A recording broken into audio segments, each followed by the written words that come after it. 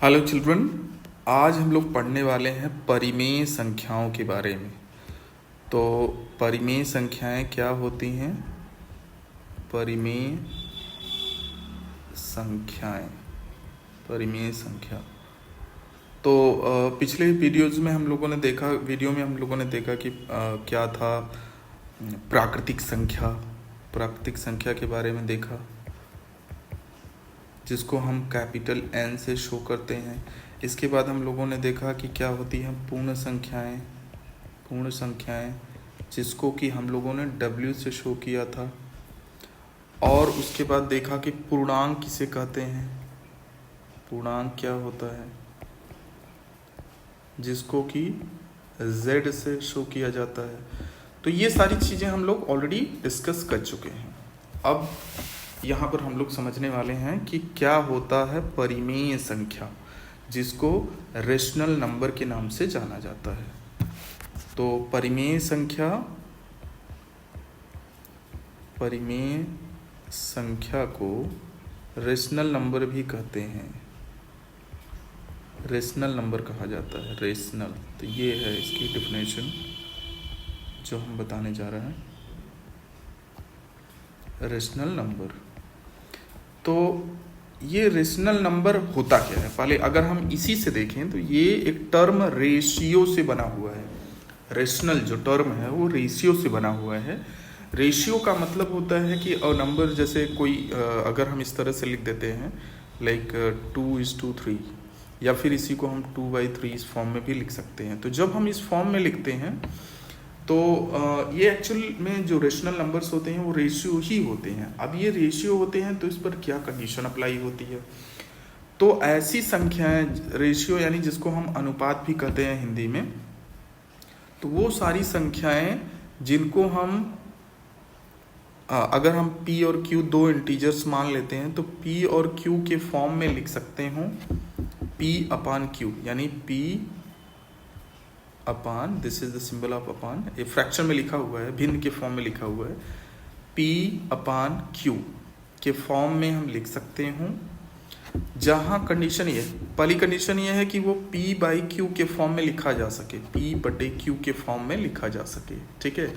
दूसरी कंडीशन ये है कि P और Q दोनों जो होना चाहिए, P/Q दोनों, ये दोनों इंटीजर्स होने चाहिए, यानी पूर्णांक होने चाहिए। पूर्णांक होना जरूरी है इनका। तो P और Q दोनों पूर्णांक होना चाहिए, P/Q के फॉर्म में लिखा होना चाहिए। और तीसरी कंडीशन ये अप्लाई होती है इन सब पर कि जो डिनोमिनेटर है, यानी जो हर है, हर इसका है, ये अंश बाई हर के फॉर्म में लिखा हुआ है, ठीक है, अंश बाई हर के फॉर्म में लिखा हुआ है। तो यहाँ जो हर होता है, यानी Q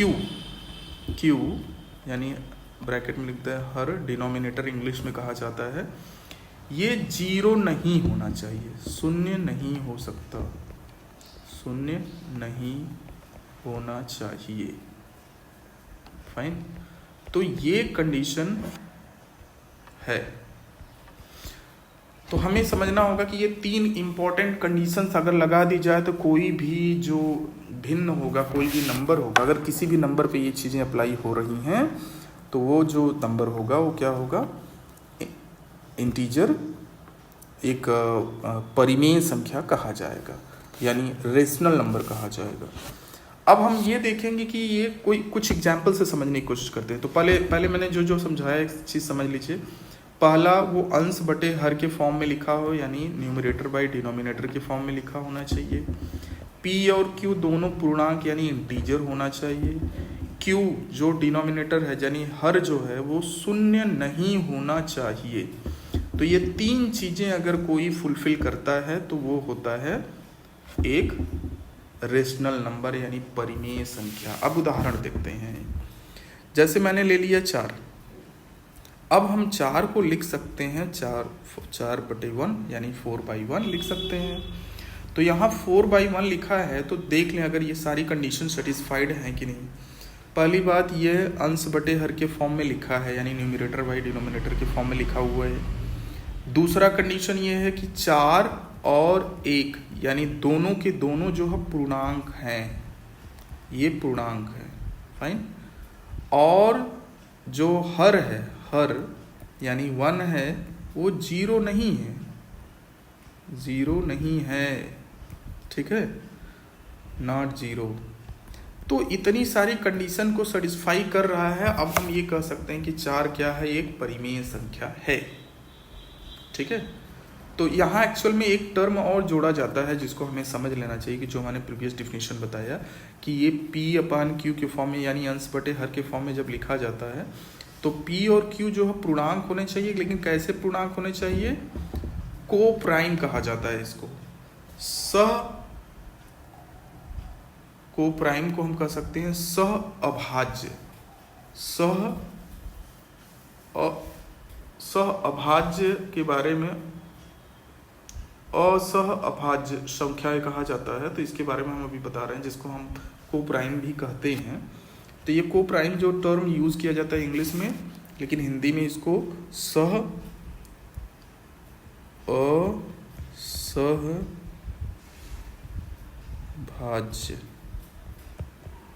असहभाज्य यानी इंग्लिश में कहा जाता है को प्राइम।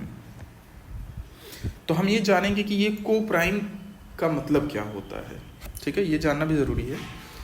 तो ऐसे कोई 2 नंबर ले लीजिए, कोई भी 2 नंबर, जैसे मान लीजिए मैंने ले लिया 2 और ले लिया 3।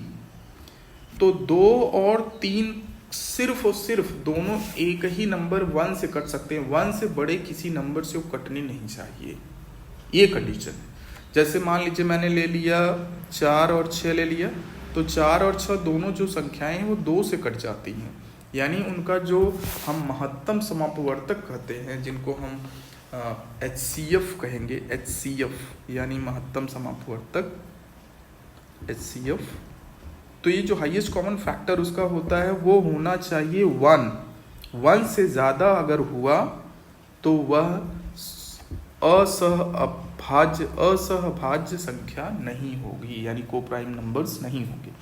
तो ये हमेशा पेयर में होता है। जैसे ये 2 और 3 जो है क्या है, ये को प्राइम है, लेकिन 4 6 नहीं है। क्यों? क्योंकि यह 1 से बड़े यानी 2 से ये दोनों कट जाता है। तो सिंपल सी बात समझना है। अब आप चेक कर सकते हो कि कौन कौन सी संख्याएं ऐसी हैं जो ऐसा हैं। जैसे मान लीजिए मैंने ले लिया 10 और 12, तो ये दोनों संख्याएं 2 से कट रही हैं, 2 से कट रही हैं, तो इसका मतलब यह को प्राइम नहीं है, असहभाज्य नहीं है। तो इस तरह से हम समझ सकते हैं कि इसका मतलब, जैसे मान लीजिए मैंने लिया 10 और 20 ले लिया, तो 10 20 क्या होता है, ये 10 से कट जाता है। 10 से 10 1 जा 10 और 10 2 जा, यानी 10 का टेबल एक बार पढ़ेंगे तो 10 आ जाएगा, 2 बार पढ़ेंगे 20 आ जाएगा। मतलब ये संख्याएं 10 से भी कटती है, 5 से भी कटती हैं, 2 से भी कटती है, सब इसको काट सकते हैं। सिर्फ 1 से नहीं कट रही है, बल्कि 1 से बड़े भी कुछ नंबर से कट रही हैं। मतलब यह जो है ये को प्राइम नहीं है, यानी असहभाज्य संख्या नहीं है, ठीक है। तो ये चीज़ हमें समझना ज़रूरी है। तो हमें अब चीज़ें क्लियर हो गई होंगी कि वो कौन कौन से कंडीशन है। मैंने जैसे बताया कि पहला कंडीशन क्या है कि ये अंश बटे हर के फॉर्म में लिखा जा सके, लिखा हो जरूरी नहीं है, लिखा जा सके। और दूसरी बात ये है कि P और Q यानी कि जो अंश हो जो हर हो दोनों पूर्णांक होने चाहिए। कैसे पूर्णांक होने चाहिए? को प्राइम होने चाहिए, यानी असहभाज्य होने चाहिए। और इसके बाद जो तीसरी कंडीशन वो है कि हर जो है वो 0 नहीं होना चाहिए। अगर ये 3 कंडीशन को कोई नंबर फॉलो कर रहा है तो वह संख्या कहलाएगी परिमेय संख्या, परिमेय संख्या कही जाएगी। तो हमें परिमेय संख्या अब समझ में आ गई होगी। अब हम कुछ उदाहरण इसके और लेंगे। तो पहला उदाहरण लेते हैं, जैसे मान लीजिए 1/2 देख लें।